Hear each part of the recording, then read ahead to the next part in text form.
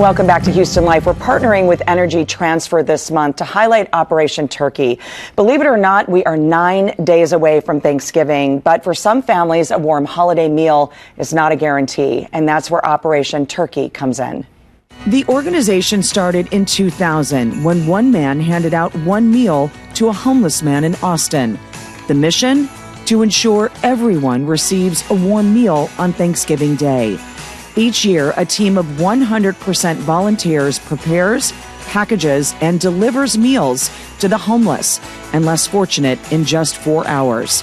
Now, Operation Turkey provides more than 33,000 meals across several states. This year's goal is to hand out 55,000 meals.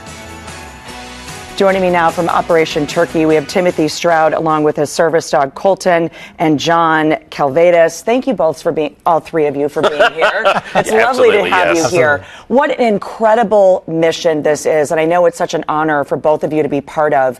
First of all, how does this undertaking even begin? Because the mission is quite large to have that many turkeys, to be able to hand them out. Well, it's a logistical challenge for sure, yeah. But with so many different volunteers, we'll actually wind up with about 1,200 volunteers, great sponsors, but just an amazing community that comes together to make sure that in Houston we feed 9,400 of that portion that was just mentioned. And we have to remember 9,400 in the Houston area. This is our own backyard where people need these meals. And as we've been saying all along, the inflation, high prices of food, people are struggling right now to put food on the table every single day. You're looking at a map on the screen right now of 4 different locations. John, walk us through. If somebody says, I need a turkey or I want to volunteer, how does that work and how do they get in touch with you? Sure. They would go to operationturkey.com. They can, if they're selecting a meal request, they would just click on the meal request. They put in the zip code, they'd select the city, and they'd go from there. Now, if they want to volunteer, same process, go to operationturkey.com,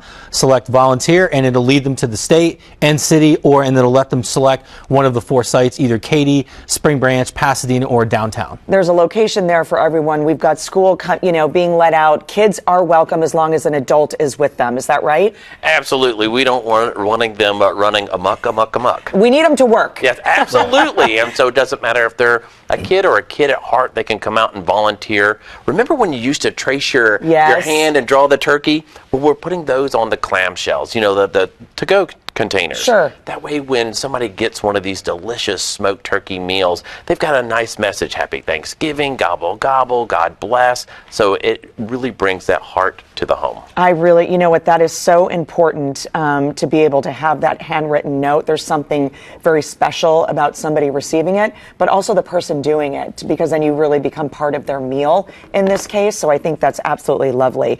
What are we talking about head count wise? How many people do we need on this day?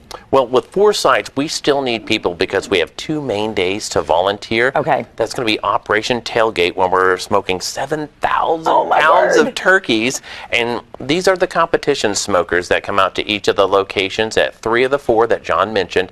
We still need people. A couple smokers wouldn't hurt, but we need people that are experienced around that hot area, but also to portion out the meals. That way on Thursday morning when we debone the turkeys, portioning everything out and make sure it is nice and safe and secure to deliver, that we put that with our drivers and get out to the community. So and 2 days. If people can be a driver, or do you have that already set up to go as far as driving? We still need drivers, okay. And we ask that they be at least 18 if they're going to be around that age or a little bit younger, to come out in buddy teams. That way they can deliver. Some will be to individual homes. Some will be to like U.S. vets or the VA, or through churches, synagogues, mosques, people that were either mobility challenged, either they're food insecure, or this is Houston. This could be their first Thanksgiving ever, and we want to make sure that we deliver that happiness to their home. It is really fantastic. The mission's incredible. And John, tell me a little bit about why you got involved with this and what it means to you.